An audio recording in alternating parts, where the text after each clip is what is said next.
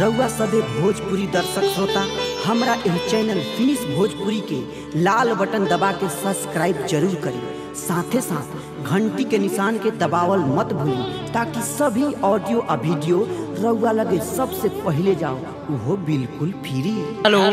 Hello जी हाँ मेरे दोस्तों, कृपया शांति बनाए रखें और अपने अपने जगह को दबाए रखें। और आप लोगों के बीच आ रही है जिन्हें कहते हैं अदाओं की मलका हुस्न की रानी, अदाओं की मलका हुस्न की रानी, मिस काजल राघवानी।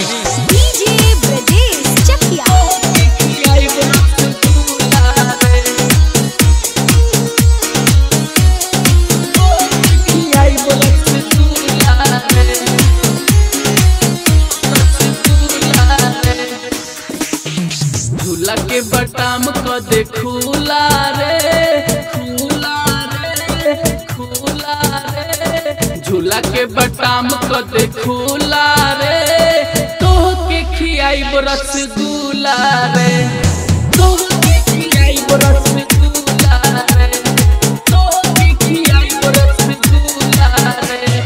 झूला के बटाम को दे खुला रे, तो के खियाई रसगुल्ला रे। सबके देखा दे गुलगुला रे, तो के खियाई रसगुल्ला रे, तो के खियाई रसगुल्ला रे, तो के खियाई रसगुल्ला रे।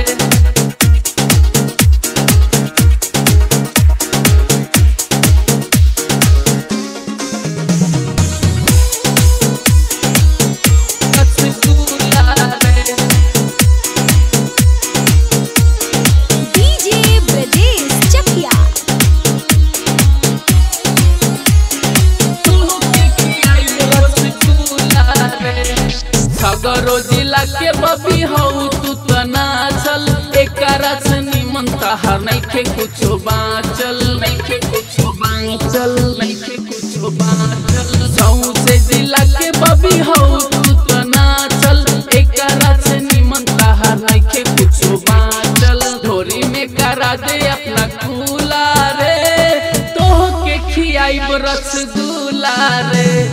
झूला के बटाम को दे खुला रे, तो के खियाई रसगुल्ला रे, तो के खियाई रसगुल्ला रे, तो के खियाई रसगुल्ला रे।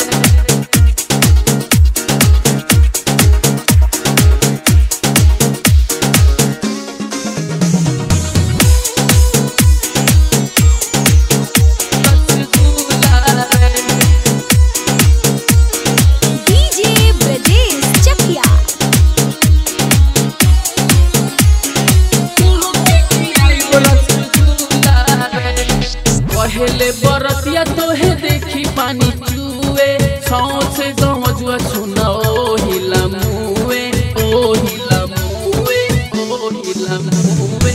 पहले बरतिया तोहे देखी पानी चुए, सौसे गमजुआ छुना ओ हिला मुए।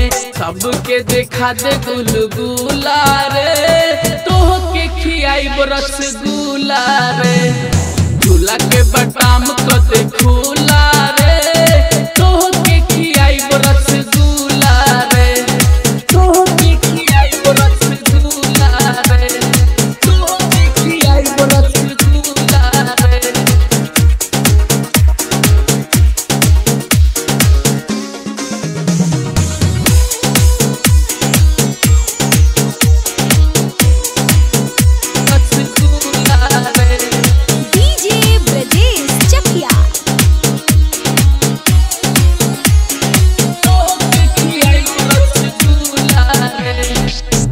अखिलेश चल राउती के आरा, सुनाम प्रकाश पैसा दे दी सारा,